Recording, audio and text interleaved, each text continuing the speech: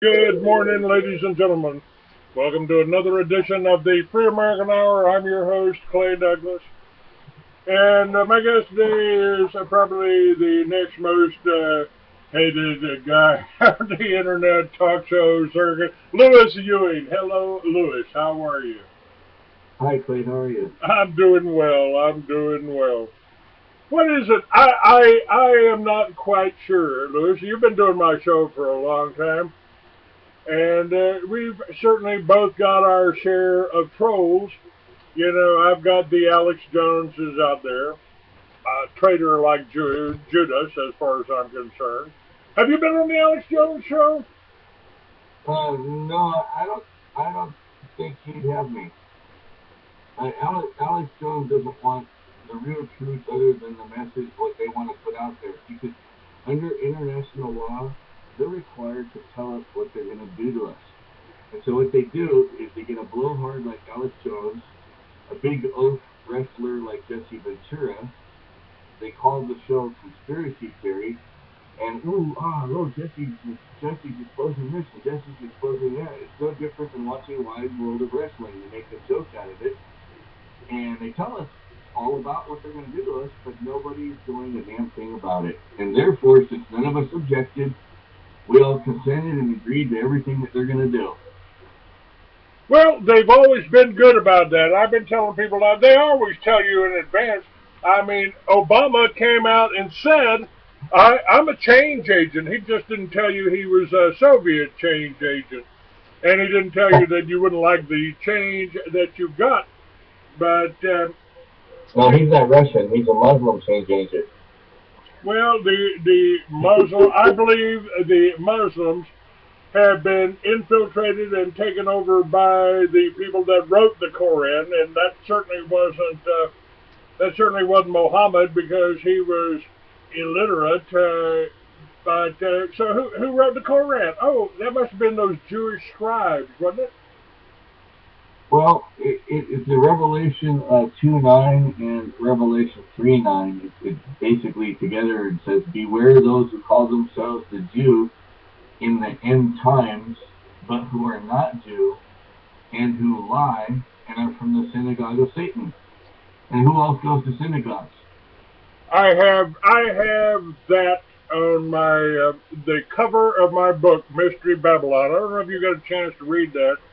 If you want, I'll send you a copy of it. I've got the whole history of the Rothschilds there, and they're responsible, who happen to be Jewish or German, whatever you want to say. You know, so if they were German, if there was anything bad about Germany or Hitler, it was because they had his backers following him. Now, I don't know. I don't know whether people talk about fascists and Nazis. They hardly ever talk about the Irgun or the Jewish terrorist units, but the Jews, according to the Jews, are responsible for every world war we had. Right, and people don't realize we're in the exact same position that Germany was right before the war, and all of those people during World War II, the so-called 6 million Jew Holocaust, uh, you know, they didn't lose the war. It was all a pre-planned thing. They shut down shop. They finished their experiments, which basically was to try to get the logistics down for how they could kill the most amount of people in the least amount of time and do it in the most efficient manner that they possibly could.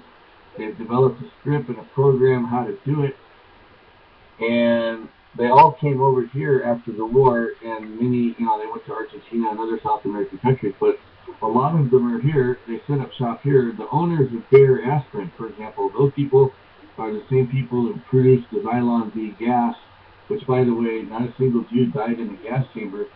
That gas is the type of gas that run a torch head at every concentration camp, just like the Rex 84 concentration camps they're building here.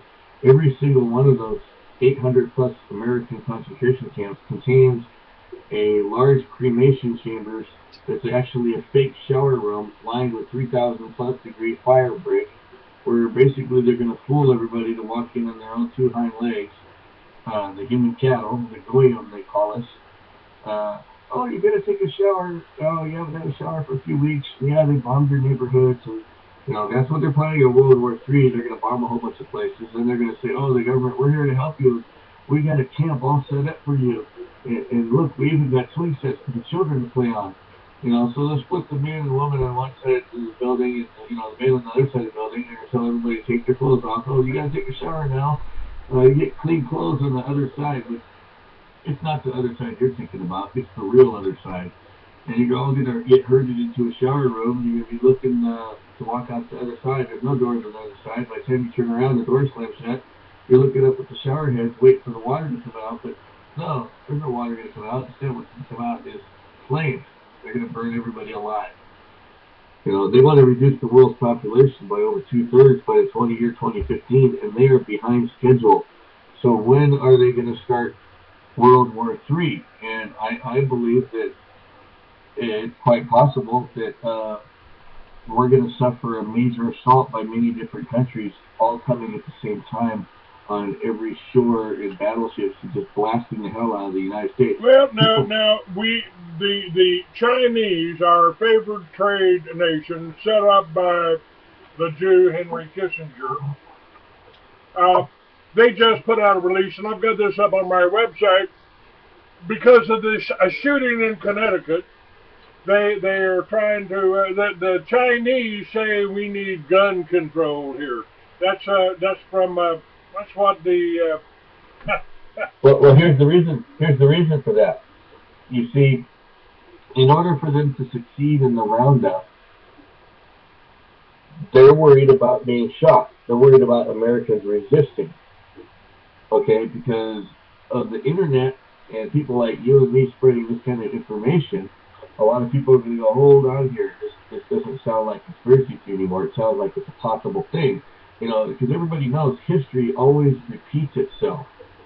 Okay, so that was the first thing they did in Germany, was to disarm the citizens. That's right.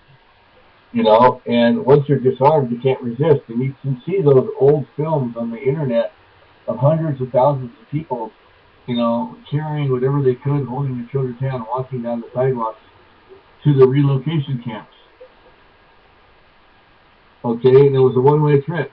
Now, this shooting in Connecticut, a police officer from Connecticut, and I've got this linked up on my Facebook site, which is Free Americans 69, folks, same as my YouTube site, Free Americans 69. A police officer came up, Connecticut police officer, and announced that they would be prosecuting people like you and I, Lewis, that are putting out any information that doesn't jive with, that didn't come from the authorities themselves. They're going to turn that over to the FBI. They're calling it misinformation. If we're putting out a story that didn't come from the authorities, we're guilty of disseminating misinformation. Well, I got a way that we can jail cops, prosecutors, judges, and most especially CPS social workers that work for the CPS division of DHHS. All right, let's talk about this. This is what I've got up. You're accusing Child Protective Services of child theft, and that's you're talking about Washington, but they're doing this all over the country. Not only are they're pushing abortion, which means that in the last 100 years, how many Americans, unborn Americans, have been murdered by this medical industry abortion? I think they've killed more Americans. If you take the Child Protective Services, if you take the medical AMA, the Medical Association, and the hospitals and the pharmaceutical companies, they've actually killed more people. I mean, they're not recording it as a murder if you overdose or you die from sleeping pills or something like this. But more Americans have been killed here than were killed in Russia when they killed 60 million of them.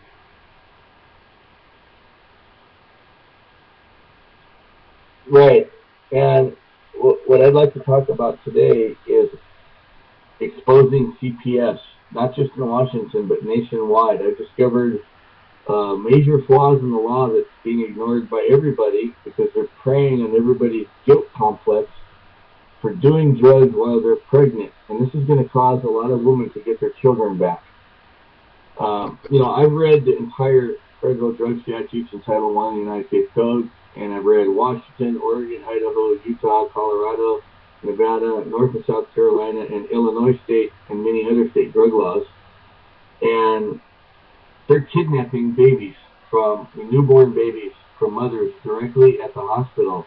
And what I'm talking about here is exposing a massive criminal conspiracy taking place between the CPS division of DHHS, all the judges, court commissioners, pro tem judges, all the prosecutors, and attorneys who are members of the state bar who are involved in all the family courts.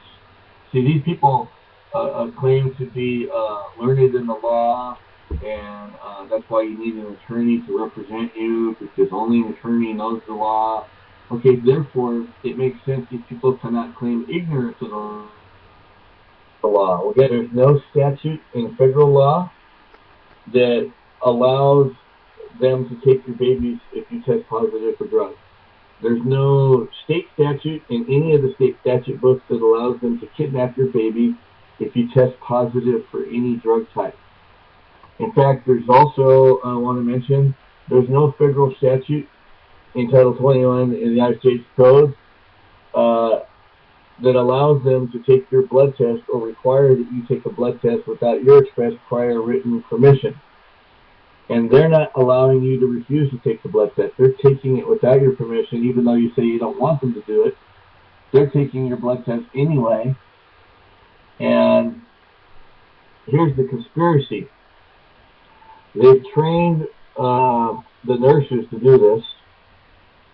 The nurses are in turn committing a violation of both the federal HIPAA laws and the State Medical Privacy Act by revealing the fact that you tested positive for drugs as a woman giving birth to a new baby to the hospital social worker. The hospital social worker then participates in the conspiracy, the criminal conspiracy, and commits a separate violation of the state medical privacy statutes and also the federal HIPAA laws and your privacy rights, and reveals it to the CPS social worker, which, by the way, the CPS division of DHHS and criminal conspiracy has installed an office in every single hospital birthing center across the whole United States. Now, In fact, Louis, excuse me for interrupting you, but I just kind of went through this with Mark Taylor. He was the first kid shot at Columbine. He lived, he survived, he wrote a book, he appeared in a movie, and he came to see me. And then they picked him up in Arizona in an emergency room, and although this man, he was an adult by this time, he was with his mother, they picked him up and started drugging him and kept him drugged for a year. A year. It took me a year to help get him out. And they're doing this all over. This is what they tried to do to me. They tried to drug me. They did drug me without my permission for 3 months in the hospital. And this is happening all over. Now also, you touched on this drug thing. What they're doing, if you smoke marijuana, that stays in your system for a while. So it's 50 million Americans at least have smoked marijuana at one time or another. I believe they stole it. The communists, or the Jews, as the rabbi says, some people call it communism, we call it Judaism for the masses. And they stole our number one cash crop, which was hemp, and turned it into a drug, called it marijuana, and they put over 50 million in jail. And you say, and you've got documents, you've got a document that you can carry that shows you can beat a marijuana charge because there's no law against the Well, end user. Can you not elucidate on that? not just marijuana. My free flyer, folks, go to my website, ultimateusers.com with an S on the end. Ultimate Users with an S. Ultimateusers.com. You see a picture of the White House covered with marijuana plants. You can also go to prosewinners.net and get a download of my free dope flyers. But these dope flyers, marijuana flyers, actually work for every other drug. I don't care if it's cocaine, methamphetamines, mushrooms, ecstasy. My flyer actually works for all controlled substances because that's what the statute uses. It uses the term or the word controlled substances. It doesn't say marijuana. I wrote the flyer tailored toward marijuana because, you know, there's a lot of politically correct people that wouldn't support me if I was to support people, it being okay to possess methamphetamines or crack cocaine or ecstasy and the so-called bad drugs. But you know what? Here's the thing. The government is actually committing felony kidnapping of people's babies under the color of law. And here's what Black's Law Dictionary, second edition, says: color of law, the appearance or semblance without the substance of legal right, citing a case called McCain versus Des Moines, 174 U.S. Reporter, page 168, 19 Supreme Court Reporter, page 644, edition, page 936, and this is on page 217 of Black's second edition. There is no law that makes it illegal for a pregnant mother to do controlled substances. In fact, Clay just asked for it. Here's the Washington statute and the federal statute. Go ahead, keep going. The Washington statute is RCW 69.50.302, subsection C3, and the federal law, the federal statute, is Title 21 of the United States Code, section 822, subsection 2C3. Registration requirements clearly read, quote, C, the following person need not register and may lawfully possess controlled substances under this chapter. There's a semicolon, and in my flyer, I put ... and it went straight to subsection 3. That means when you put 3 dots in a legal document, that means you skipped something, you left something out. And I left out subsection 1 and 2 so that I could emphasize the section, which is 3, that provides the 2 classes of people, which is mentioned above, in the plural, the following persons, in the plural. It doesn't say person in the singular. Subsection C clearly refers to 2 classes of individuals who need not register and may lawfully possess controlled substances under this chapter. And it says in subsection 3, an ultimate user, or, that's a disjunctive word, you want an apple or an orange, you have a choice of one or the other, but not both. An ultimate user, or a person in possession of any controlled substance pursuant to a lawful order of a practitioner or in lawful possession of a substance included in Schedule 5 of the drug. Now, the thing I can point out here, registration requirements. Okay, why would this be a registration requirement, and why is this in the pharmaceutical code? Okay, let me explain the 2 classes of people. All the drug statutes are not in any of the state or federal criminal codes. They are in the state and federal guidelines for pharmaceuticals, the pharmaceutical code. The pharmaceutical code, to be constitutional, has to specifically name or designate the class of people that's subject to the pharmaceutical code, and to be constitutional, it has to make a reasonable distinction who doesn't fall within the authority of the pharmaceutical code. So who does it apply to? It only applies to a licensed medical practitioner or a licensed pharmacist, a doctor or pharmacist, who's prescribing some kind of a drug, some kind of a cure, or some kind of disease. Okay, so the 2 classes of people is an ultimate user. So what's an ultimate user? Now, I'll point out something to you folks. If you buy a Snicker bar at the grocery store, you're an ultimate user. If you buy a can of Coca-Cola, you're the ultimate user. If you buy a roll of toilet paper, you're the ultimate user. You're the consumer. Okay? Now, if you show this statute, 695302C3 or 21 U.S.C. 822 2C3 to any attorney, lawyer, or judge, these people will look at you in the face and they'll lie to you and say, "Oh, no, you have to have a prescription. You have to have a prescription to be an ultimate user in order to be lawfully possessed." That's a lie. Now that's, let me tell you, that's right there is my. I think we've made progress by getting medical marijuana allowed in the states, but I refuse to go to a doctor and pay a doctor to give me a prescription for a weed that can grow in my backyard. Well, see, here's the thing. All of these drug statutes are in the pharmaceutical code. They're not in the criminal code.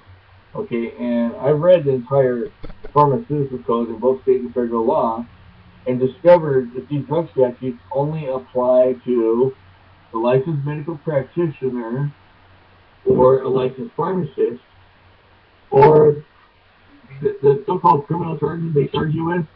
They only apply to drug dealers who are not a licensed pharmacist or medical practitioner. There's a statute that prohibits you from manufacturing with intent to distribute. There's also a statute that prohibits you from possessing with intent to distribute. And then there's also a statute that got put on the books because of me here in Washington State about 7-8 years ago, possession of 45 grams or less. But they left out in the title heading the word with intent to distribute. But when I first pulled the session laws, the Senate bill, and the House bill, I discovered the very first enactment of it clearly stated this is a lesser but possession with intent to distribute. And here's the key factor to this point. There is no statute, if you look at it carefully, there is no other statute in the law books in state or federal law that prohibits you from manufacturing any drug with intent to smoke it yourself. And there is no statute in the books that prohibits anybody from possessing any controlled substance with intent to smoke it themselves, whether it's over 45 grams or less, doesn't matter.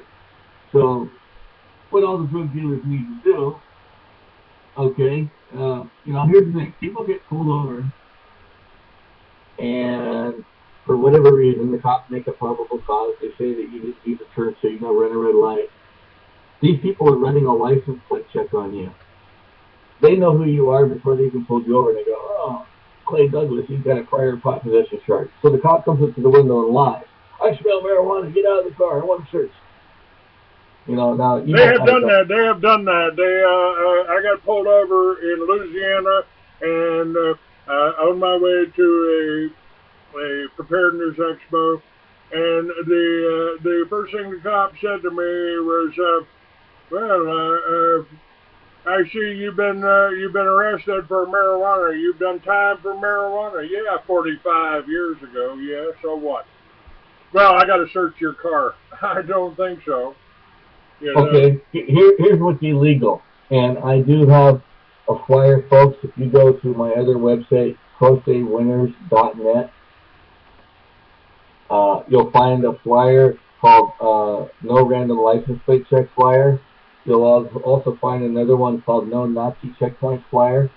The cops are violating your rights. They have no right to search your license plate.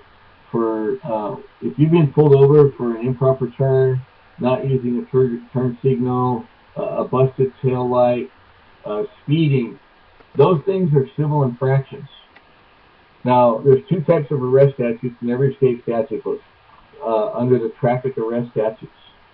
Okay? And also the criminal code, there's an arrest with warrant statute and an arrest without a warrant statute. In Washington State, the arrest without warrant statute is RCW 10.31.100. It has three subsections. Subsection 2A, B, and C specifically enumerate and list every statutory offense in Washington State for which the police officer has the legal or lawful authority to arrest and take you into custody. Now, keep in mind, folks, you are under arrest when the lights come on. The reason you're under arrest is because you're not free to leave.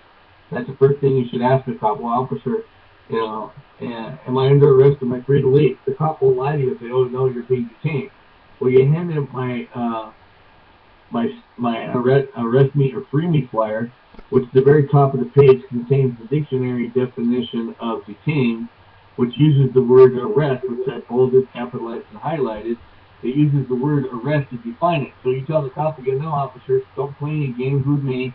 You either tell me that I'm free to leave or I'm under arrest, or I'm stepping on the gas and leaving you here eating my dust. Okay, then the cop says, fine, you're under arrest. Okay, well, now I'm invoking my right to remain silent. Oh, you have to answer my questions first. Well, no, I have a right to remain silent. And I have a Miranda flyer, which contains the case law that says your right to remain silent exists before the cop came to talk to you. Okay? The cop isn't the one who gives you your Fifth Amendment right to remain silent. Okay? Under the First Amendment, you have the right to the freedom of speech, which inversely gives you the right or the freedom not to speak. And most people talk too much to the cops. I recommend you don't talk to them too much and just say, I'm invoking my right to remain silent. I'm not going to talk to you. Okay, but the license plate check is illegal. Look in your state statute books. You will not find a statute anywhere that allows them to run a license plate check. Okay, and here's what they're doing. Okay, they're miking in and miking out of two separate databases. First thing they do is they run your license plate into the Department of Licensing Records to find out the name and address of the registered owner. Then they mic out of that database, and they mic into a second database in Washington. They call it the WASIC, the Washington Criminal Information System. They do have a nationwide one. They're all plugged in electronically now. But guess what? If you've been pulled over for speeding or running a red light, under Terry versus Ohio, which is the best and worst case in the United States, that defines what a Terry stop is a reasonable, articulable fact to give him probable cause or reasonable belief that you were either committing a crime or about to commit a crime. Well, Judge William Rehnquist, in a case called Patrick Knowles versus the state of Iowa, was quoted nationwide in all the newspapers telling the cops who found marijuana, guns, and money in a glove box of some Mexicans. They were jealous, these racist, prejudiced white guys. Well, these homies, no way they had to drive a car like this. Let's pull them over. They got to be drug dealers, They're just jealous of Mexicans who are, businessmen or whatever. And Judge William Rehnquist said, what further evidence of speeding could you possibly hope to find in the glove box? The act of speeding was committed at the time that you stopped them. Under the traffic arrest statutes, you were only authorized to detain them no longer than necessary than it takes to issue them a citation and notice to appear. You didn't have legal authority to search their glove box. And here's the key thing, folks. You can only be searched incident to a lawful custodial arrest. You cannot be searched incident to what is required under the law to be a non-custodial arrest. Now, if you can't go to jail, to the county jail for committing a civil infraction, which, by the way, folks, a civil infraction is not a crime. It's a civil infraction. That's why they call it civil. Okay? You cannot go to jail for being found guilty or committing a civil infraction. If you're running a red light and the cop saw it, he has the only authority. Look for these words in the two word search on the statutes. You'll find the word in his or her presence. The statutes, the traffic arrest statute says a police officer has authority to stop and detain you no longer than reasonably necessary that it takes to issue a citation and notice to appear for any offense committed in his or her presence. In Washington State, the traffic arrest statute is 46-64-015. And our state Supreme Court, in a case called State versus Redding, reaffirmed an appellate court decision called State versus Stortron, spelled S-T-O-E-R-T-R-O-N, State versus Stortron, reaffirmed by State versus Redding, R-E-D-D-I-N-G. The state Supreme Court said, this is a traffic stop. We can't look at the criminal code, RCW 1031-100, like you did in State versus Stortron. We have to look for the traffic arrest statutes. And they scrutinized RCW 46-64-015, and they held that this statute does not contain any wording or language to the effect that would even purport to give or remotely give any authority, lawful or legal or otherwise, to a police officer to arrest and take into custody anybody for driving while license suspended. In fact, driving while license suspended is not listed in the arrest without a warrant statute in subsection 2A, B, or C, where it uses the word and take into custody. It is listed in the third subsection of 1031-100, which uses the word may arrest. And that's the key thing, folks. They may arrest you. That means the lights come on. You're not free to leave. He can stop you no longer than reasonably necessary, and it takes issue a citation notice to appear. He may arrest you, but subsection 3 does not use the words "and take into custody," as does the immediately preceding subsection 2. Subsection 2, A, B, and C uses the word arrest and take into custody. That's RCW 10.31.100. Look at that section. Subsection 2 uses the word and take into custody. Subsection 3 drops off the word and take into custody and only uses the word may arrest. Okay, and I do have a stop arrest flyer that cites the exact, gives you the exact case law citation, the page numbers, and other cases. Police. Go ahead. Yeah, hold on just a second, because there's something else I want to ask you about. This whole thing, the shooting, I don't know why we're getting so much play on this shooting, the killing of 19 little children, when we didn't get that much play on the government killing 17 little children at Waco. But this is being used now to create another class of crime. What I'm understanding from what you are telling me right now. Let's arm the teachers. Yeah, that would work. Arm the pilots, arm the stewardesses. Just a moment, Louis. Hold on, just a moment here. Let me finish this thought here.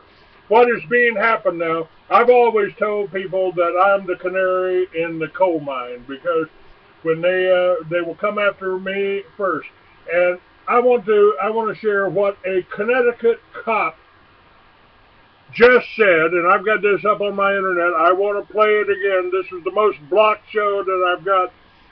They want to come after people like you and I, and they're doing it this way. Listen to this Connecticut police spokesman from Newtown. They are trying to capitalize on this shooting to take your guns away, but more than that, they know they're going to have a little problem taking the guns, so they want to arrest you or us for giving you the correct information. Listen to this. One thing that's becoming somewhat of a concern, and that is misinformation is being posted on social media sites. It is important to know that we have discussed with federal authorities that these issues are crimes. They will be investigated statewide and federally, and prosecution will take place when people perpetrating this information are identified. Again, all information relative to this case is coming from these microphones, and any information coming from other sources cannot be confirmed, and in many cases it's been found is inaccurate. So I simply, that's the newest twist today, that we want to make sure that's perfectly clear that social media websites that contain information relative to this case are not being posted by the Connecticut State Police, are not being posted by the Newtown Police, are not being posted by any authorities in this case. So any of that information, and people that are putting that information up there in any manner, all right, that can be construed as a violation of state or federal law, will be prosecuted. How about that? Now, hang on a second while I renew my coffee. Let me, in relation to this conversation that we've been having here, let me let's see what I've got here.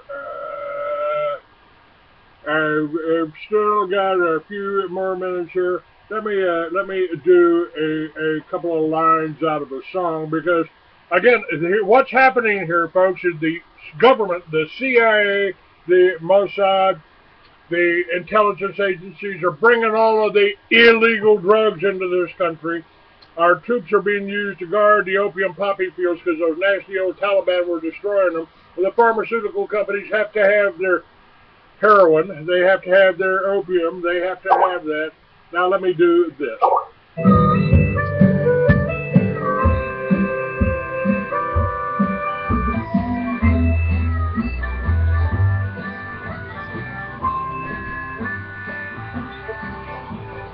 Times they ain't like nothing they used to be.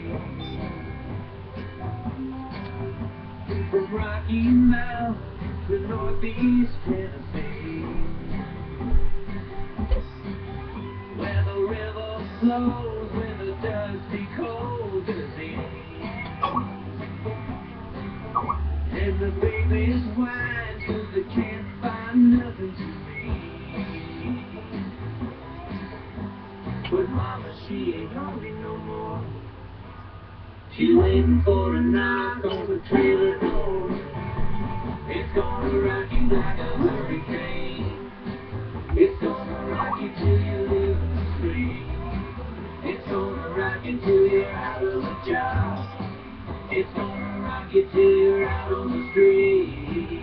It's gonna rock you till you're down on your knees. It's gonna have you begging pretty please. It's gonna rock you like a hurricane.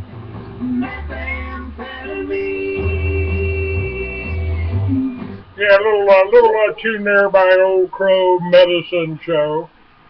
And Louis, I mean, this is just this is the latest drug.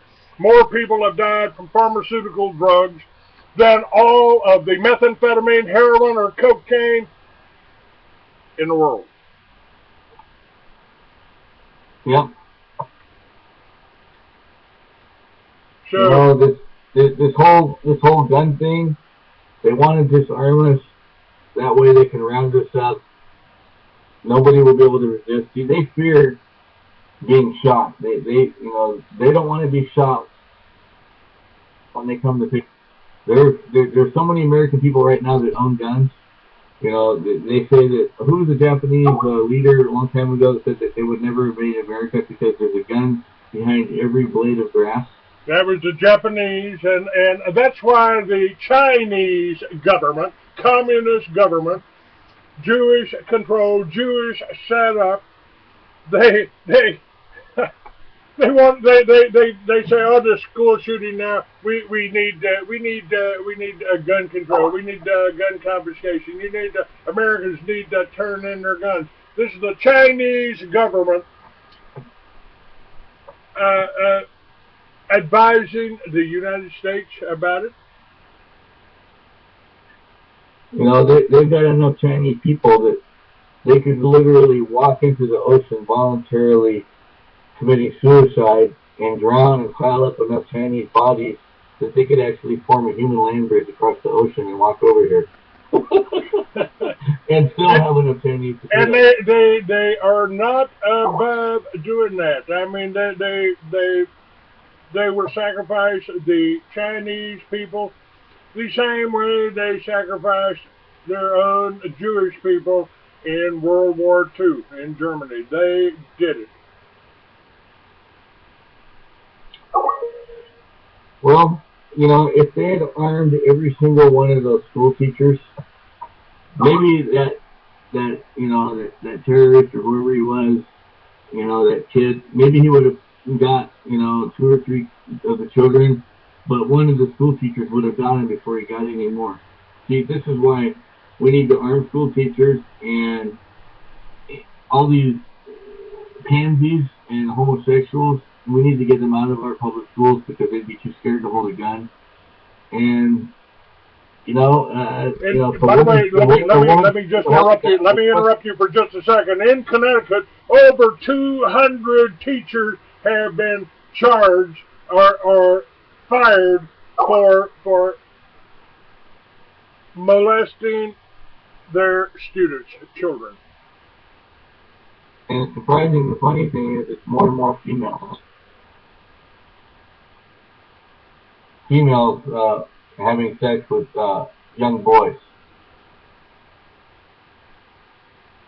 I mean, certainly, that happened to me. I was 14 years old, and I thought it was just sex. I didn't realize I was being molested, and I kind of enjoyed it. She did too. So, go figure. Every high school boy's fantasy is to do with cute school teachers. Well, I've made most of my fantasies come true at one point or another. Okay, that's good. Well, back to the subject of law, what I'm exposing about CPS Yes, let's talk about is, CPS. okay, there is no state or federal law in existence that prohibits anybody from doing any drug in any quantity. And since I already pointed out the two classes of people who can lawfully possess, this begs the question, what is an ultimate user?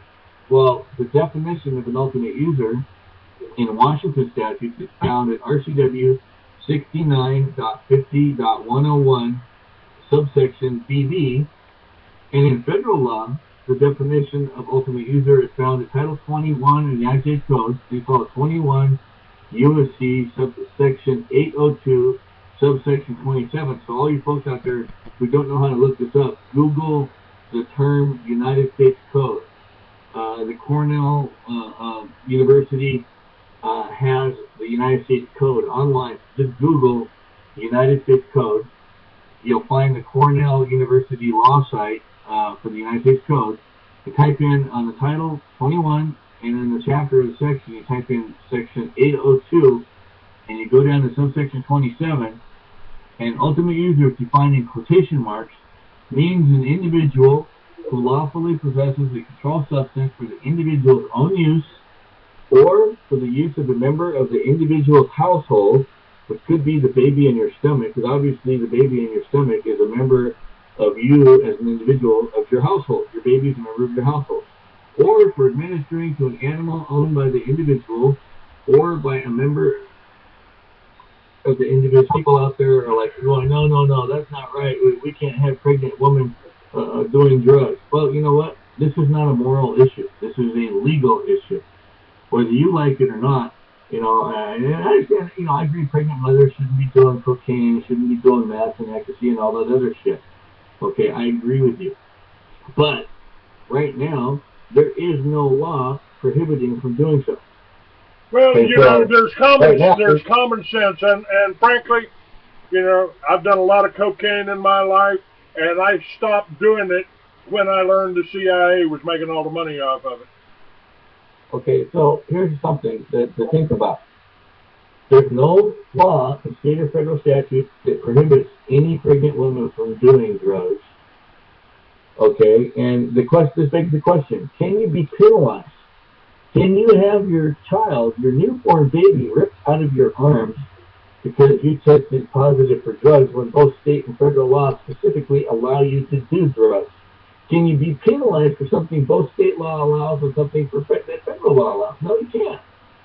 In fact, these people could sue, not only sue for violating state and federal law, they can just come forward now and say, hey, I have a right to do drugs. Screw you. Here's the state statute that says I can do drugs. Here's the federal statute that says I can do drugs. And you took my baby for testing positive for drugs when the state law and federal law says I can do it? Sorry, folks, but that's the way it is. That's what the law actually says. There is no law that says you can't do drugs if you're pregnant. There is no law that requires that you submit to a drug test. There is no law that allows them to take your blood and test your blood for drugs without your permission. Okay? And then when you refuse, here's another thing. They're not informing you, first of all, that they're testing for drugs, and two, they're not informing you of your right to refuse. In fact, in our state medical privacy statutes, I found a section that says they're required to give you 14 days notice that they're planning on taking a drug test for drugs. And they have to tell you the purposes why they're taking a drug test and to which agencies, including law enforcement, that they're going to inform of the results of the drug. That way you would have 2 weeks to go to court and get an injunction to prohibit from taking the blood test. However, they can't do it without violating the 4th and 5th Amendments of the United States Constitution. And under our state constitution, we have a right to privacy under Article 1, Section 7. They call it the without authority of law clause. There is no authority in law for them to take a blood test without your permission. And Article 1, Section 9 of our state constitution says you have the right to refuse to produce evidence that could be used against you in a court of law. Now, if they're trying to claim that drugs is illegal and that's criminal, then you have a right under Article 1, Section 9 of the Washington State Constitution. Folks, look that up. Google up the term Google up Washington State Constitution, look at Article 1, Section 9. It says you have the right to refuse to produce any information that could be used against you, any evidence that could be used against you in a court of law. I also found it in our state medical privacy statutes, Clay, that says you have the right to take the baby or the child to a doctor of your choice to get a second and a third opinion. But what CPS does is they arrest the child, do not allow you to have any access to the child, and then they get a second and third doctor to rubber stamp and say, oh, no, we already got a second doctor, so we already did that. And then they don't allow you to do it. Another thing they're violating is they don't take enough of a sample. It's called the split sample rule. You can demand and say, well, I want a copy of the sample that you took so that I can send it to my own laboratory to do my own test for drugs. They won't allow you to do that. So we have no proof that they didn't plant the drugs. And okay? They do that a lot. They do that a lot. But even if they planted the drugs, who gives a shit? Because what I'm telling you folks, write down these statutes. 6950-302, subsection 3, C3, RCW, and also 21 USC 822, subsection 2, C3. And the definition of ultimate user is RCW 69.50.101BB and 21 USC 802, subsection 27. These two state statutes and these two federal statutes clearly show that you can lawfully possess any controlled substance for your own use, for the use of a member of the individual's household, which could be the baby in your stomach, or for owned by the individual. So even if those two judges consider us to be goyim, we have a right to administer these drugs to an animal owned by us, even if they consider us an animal. That pisses Jews off. Okay. Now, by the way, Mike Harris, I just spoke with him the other day. He's on RBM, but he is saying that the killings in Connecticut were done by a Mossad hit team, more than one shooter here. They found shells, and this kid was killed. I mean, they sacrificed him, they killed his mother, they sacrificed him, and now they're trying to blame her for having the guns. And by the way, they're also they have given the parents of these children, they have given them scripts, or they've given them cue cards and filmed them talking about how bright their children were that killed. And the father of the daughter that was supposedly killed is smiling. He's smiling and reading from a cue card. That's almost as bad as Obama putting a fake tear to his eye. Yeah. You know, and back to this drug thing, okay? The attorneys know this, the prosecutors know this, the judges know this. Here's what one of the leading cases, United States versus Jewell, says. The statute is violated only if possession is accompanied both by knowledge of the nature of the act and also by the intent to manufacture, distribute, or dispense. Citing United States versus Clark, 475, Federal Reporter 2nd, page 240, 2nd Circuit, 1973. This is cited by United States versus Jewell, which is 532, Federal 2nd, page 697, from the 9th Circuit, February 27, 1976. And see, here's the thing, folks. If a woman tests positive for drugs, that's proof that she's an ultimate user. That is evidence that she's an ultimate user. It's not evidence she's a drug dealer. How is a woman going to sell the cocaine, the methamphetamines, the mushrooms, the ecstasy, the uppers, the downers, the barbiturates, the marijuana? How is she going to sell the drug or distribute it after she's consumed it? It's impossible.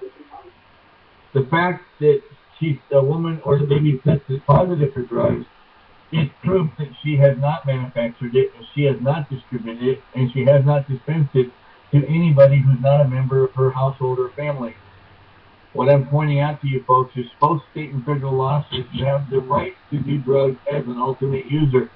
Both state and federal law allows everybody to do any controlled substance in any quantity. In fact, this statute does not place, like the medical marijuana statutes, where they set a limit at you can have 15 or 20 plants, or you can only have a 60-day supply. The ultimate user statute does not place any express limitation as to how much drugs in any quantity that you could have. And so the cop's going to tell you, drug dealer, well, why do you got 10 bags? You say, well, that's the way I bought it from the drug dealer. Well, why do you have a scale? Well, I wanted to make sure I'm not getting ripped off by the drug dealer. I want to make sure I'm getting what I paid for. And you know what, folks? It's not illegal to own a scale. You can buy a scale at Sears or JCPenney or Von Macy's. You can buy a scale in any store that sells kitchen goods and kitchenwares. But what I'm pointing out to you folks, the massive criminal conspiracy here, okay, all these judges and the prosecutors and attorneys, I've got case law that says attorneys are presumed to know the law. I've got case law that says attorneys cannot claim ignorance of the law. So if they know that there's no law that prohibits a woman from doing drugs or testing positive for drugs, on what basis does CPS call it negligent supervision to start out with? They have no authority to even find out that you've done drugs, and the nurses are taking these blood tests to tell a pregnant woman without their permission, without telling them. They violate the State Medical Privacy Act, and they also violate the federal HIPAA laws by revealing this information to a hospital social worker. The hospital social worker, in turn, commits a separate violation of the federal HIPAA laws and the State Medical Privacy Act and reveals it to the CPS social worker, who places a 72-hour arrest hold on your baby and then takes it down to what's called a PIC facility, where they take drug-addicted babies under the emergency pretended guise or sheep in wolf's clothing, claiming the baby's drug-addicted. So now we have to pump your baby full of morphine to bring the baby down from drug addiction, when the fact is your baby's not addicted to drugs. So actually they're assaulting perfectly healthy babies that are not drug addicted with morphine. That way, if anybody questions them after the fact, you have no way of disproving that they were addicted to drugs, because when you try to go test them after the fact, morphine's going to come up in their system. They've now damaged those babies with morphine, which, by the way, causes babies extends their growth permanently. In other words, now wait a minute. Let me get you to repeat that. Now, how are they giving babies morphine? What's happening here?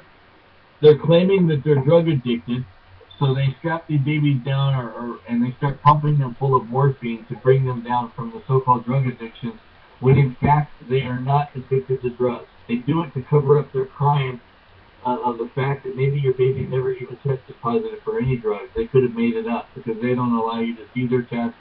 They don't take a split sample so that you can take a copy of their sample to your own laboratory to test for drugs, to prove or disprove whether or not your baby tested positive for drugs. You have to just take their word for it that they're not a bunch of liars. You have to take their word for it they didn't plant the drugs. And that's besides the point. It doesn't matter if your baby or you tested positive for drugs, because I'm telling you folks, state and federal law says that you can lawfully do any controlled substance if you are the ultimate user. Now, by the way, somebody on the chat room is saying, are these statutes only good for Washington Street? The flyers all seem to be Washington laws. No. Every judge swears an oath of office to give full faith. They call it the full faith and credit clause of the United States Constitution. They have to give full faith and credit to the public statutory laws of every other state and give it the same equal force and effect of law under the 14th Amendment or your state constitution, the same as though it was a statute in your state. But see, this ultimate user flyer not only contains my Washington statute, yes, it's geared toward Washington, but it also cites the federal statute, which is applicable to all the states, because all the states adopted the federal drug statutes. So this is what we're seeing here is, with everything that we've talked about today, is ways to put innocent Americans in jail. Well, here's the thing: the babies, okay, I've discovered in the statutes you can't charge the CPS people or law enforcement with kidnapping. You can't charge them with custodial interference. You can't charge them with child stealing. You can't charge them with child selling, because they wrote an exemption in all these statutes if there's a court order. Oh, there it is. Because a thief in black Jesuit robes of treason, a male crossdresser, some faggot in a black dress who calls himself a judge, because he signs a court order, this legitimizes kidnapping. This legitimizes stealing babies, newborn babies, out of a mother's arms. This legitimizes child selling. This legitimizes child selling. You can't prosecute them for kidnapping, custodial interference, child selling, or child stealing if there's a court order. Well, guess what? That's total BS. If I can prove, and we can prove this now, that they had no legal authority to take the baby in the first place because you tested positive for drugs, that court order is void. Okay, and we can also sue the judge and even charge the judge criminally for participating in a criminal conspiracy, or as an accessory after the fact, or aiding and abetting a criminal act for the felony crime of kidnapping newborn babies. Period. We can charge all of them. Every CPS social worker, every prosecutor, every judge in a family court, every pro tem judge in a family court, every court commissioner in a family court, we can now legally charge them with federal kidnapping. Multiple, we're talking hundreds and thousands of babies across the entire United States. This could cause every hospital social worker that works in a birthing center, could put them all in prison for the rest of their lives. Here's the problem we have, though. Which judge is going to prosecute these people, and which U.S. attorney, who's a member of a state bar association, is going to prosecute all his bar brothers? Well, that's the problem is that the Jews, through the bar association, all the lawyers work for the bankers. That's why we had the 13th Amendment in the first place, the original 13th Amendment, barring anybody that was a title of nobility from serving in Congress. You know, the bench, the bar, and the press, that's basically controlled by the Jews. You know, but everybody says we're blaming the Jews. It's not really the real Jews. It's the fake Jews. Revelation 2:9 and Revelation 3:9 and John 8:44 clearly defines that there's this evil ilk of people who are maligning the good name of the good Jews and hiding behind the good Jews, and that way they gain the sympathy of the world. That was the whole purpose of the Holocaust, claiming that they killed 6 million Jews.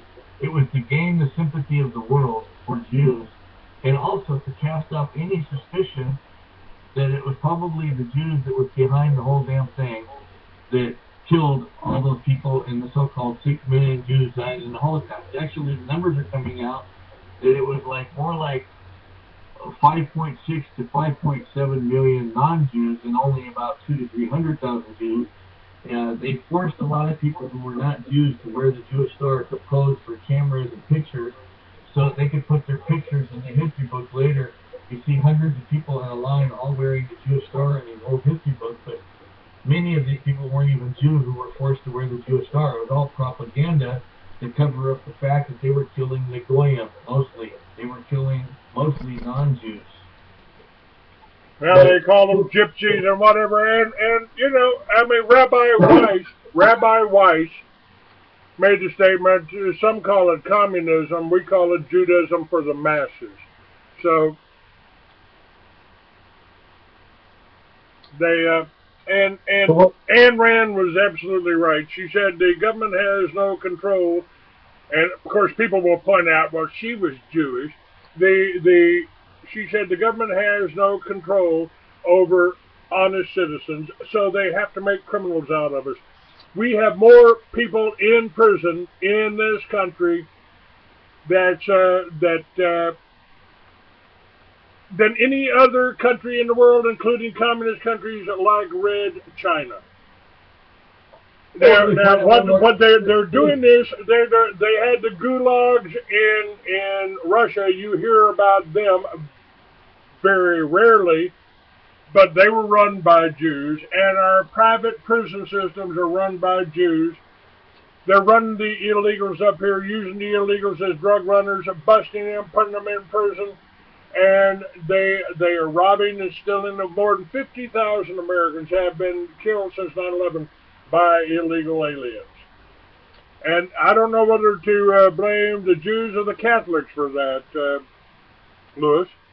And by the way, my guest is Lewis Ewing. We're just about out of time here. I'm going to keep you on with me for just a little while longer. So one more thing about the conspiracy that I've discovered, we're talking about a massive criminal conspiracy. We're talking about every CPS social worker that works in every hospital birthing unit across the whole United States. We're talking about every hospital social worker in every hospital birthing center in the United States. We're talking about every judge, every pro tem judge, every court commissioner that works in the family courts and the juvenile court system, all the attorneys and lawyers who are members of the state bar associations. We're talking about the three monkeys. They hear no evil, see no evil, speak no evil. They all pretend to be ignorant of what's really going on. And I'll tell you, a nurse at Puyallup, I was asking her at the Puyallup Good Samaritan Hospital, why do you have electronic locks and break-through glass on the door? And she goes, that's to prevent people from kidnapping their babies. And I go, what do you mean, kidnapping their babies? You're talking about the parents? And she goes, yes. If the baby tests positive for drugs, they've lost all rights to that baby. That baby is ours. It belongs to us. We can't charge parents with kidnapping their own babies. The babies belong to them. They don't belong to the hospital. Now, they have certainly done that. What about the couple up there in Portland, Oregon that were arrested outside of a library and their children taken, and then they went and took their children back and they were charged with kidnapping, and I guess they're still in jail. I don't remember their name offhand. Right. But what I'm saying is,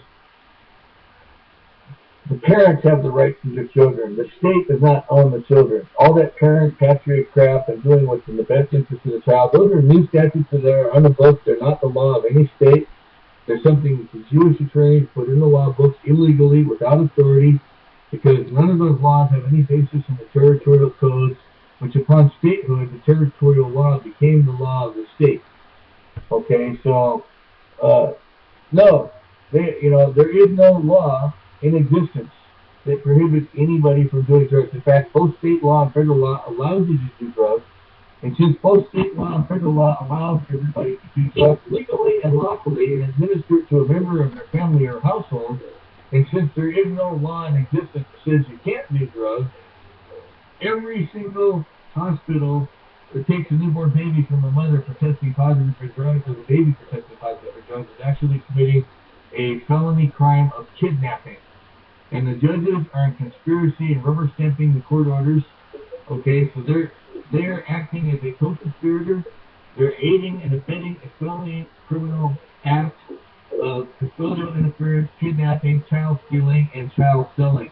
And they all need to be prosecuted, and they all need to go to prison for the rest of their lives, permanently prohibited and disbarred and suspended from the practice of law, and never allowed to practice law again. All right, Lewis Ewing has been my guest today. And Lewis, if you would give your contact information out, it's linked up on the site. All of the information is linked up on the Free American, and you're not even charging for these flyers that you can use if you're stopped, if you're arrested, if you're charged. You can defend yourself. And listen, give your contact information out, and I'll stop this recording. Right, folks, I do have a live talk show every Friday and Saturday night at 6 p.m. Pacific Standard Time called Pro Se Winners. The caller ID number is 120418. I also have a chat board called prosewinners.net. And you can get free flyers at prosewinners.net. The Pro Se Winners Talk Show is also now on Facebook. I also have a Yahoo group called Self-Help Legal Network at yahoogroups.com. And my new websites, is stoptheirs.net, rcwcodebuster.com, irsbuster.com, irsslayer.com, lewisewing.com, that's my name, Lewis, L-U-I-S, Ewing, E-W-I-N-G, lewisewing.com, and everybody's favorite topic, the marijuana. I have the website Ultimate Users, ULTIMATEUSERS, ultimateusers.com. You'll see a picture of the White House covered with marijuana plants. And my personal email address is RCW Codebuster. That stands for Revised Code of Washington. RCW Codebuster. That's CODEBUSTER @gmail.com, at yahoo.com, AOL.com, live.com, and mail.com. RCW Codebuster. All right. Lewis Ewing, thank you. And by the way, who are you going to have on as your guest this weekend? I haven't planned anybody, but if you'd like to come on, I'd love to have that. I'd love to be there. I'd love to be there. I was supposed to do a show with Jack McLam, but our Republic. Did you want to do Friday or Saturday? Saturday. Saturday would be Sorry. great. I do a meeting here called the Truth Seekers in Austin, and if any of you idiot trolls on the internet want me, you can certainly find me there. God bless you all. Thank you, Lewis Ewing. Talk to you Saturday night, 6 o'clock to 9 o'clock. Bye-bye. All right, sir. I'll be right here waiting for you. Thank you much. Bye-bye. Bye-bye.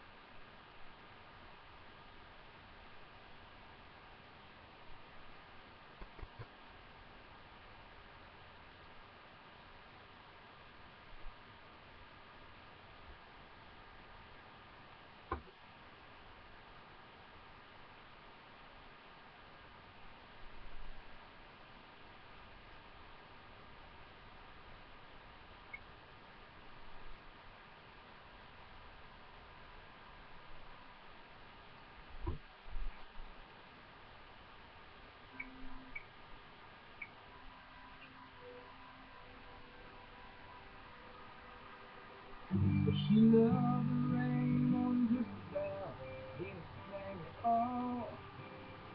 The way it washed her clean, the way it cooled everything wrong. She used to run around in it like a wild child. Yeah, this one for Lynn. I'll miss you. Bye. Came down a bucket, summer, she left me down the rain, making me remember all the pain, losing everything. Still miss her touch, still love her too much. Never curse her name, so damn the rain.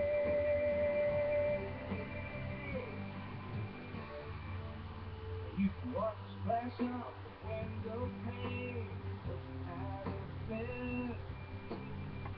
Morning just like this was when the leaves were golden red. It was having tears running down her cheek when I heard the last words she said. She could take any blame, she was begged to stay, but my pride won out instead. Damn the rain, making me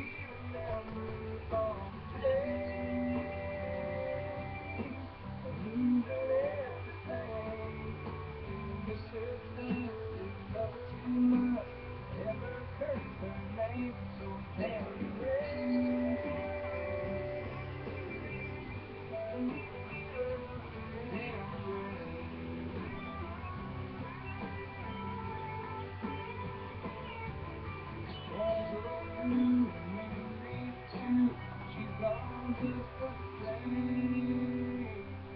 And rain making me remember all day.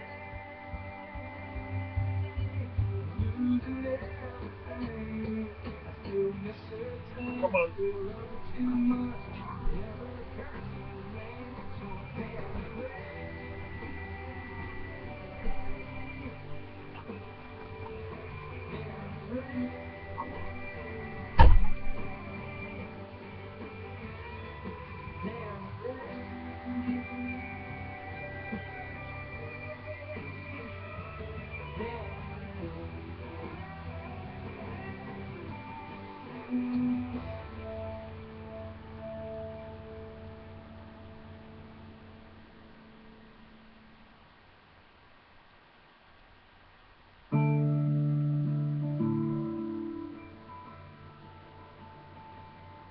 Well, they call me the life of the party. They call her the belle of the ball. Well, we start before anybody, and I promise we'll outlast them all. Well, it started when I was in high school. My mom and my dad taught me well.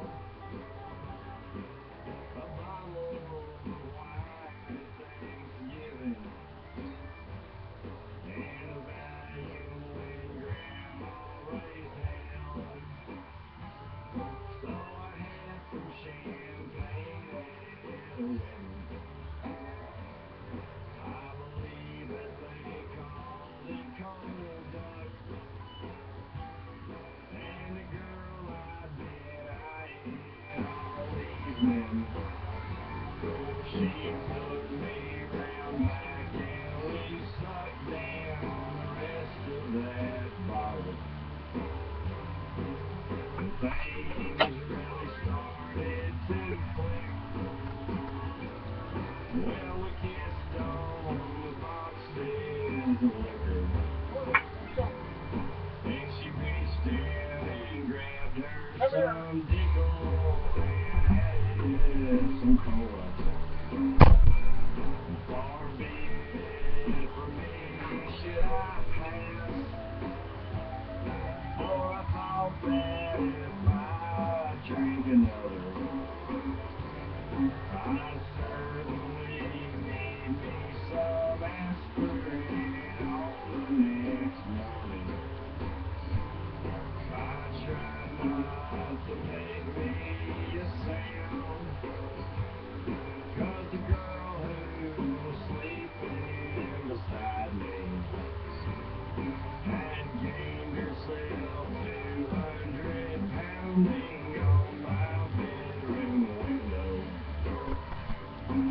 My dad yelled to jump out of bed, but she woke up from all the commotion.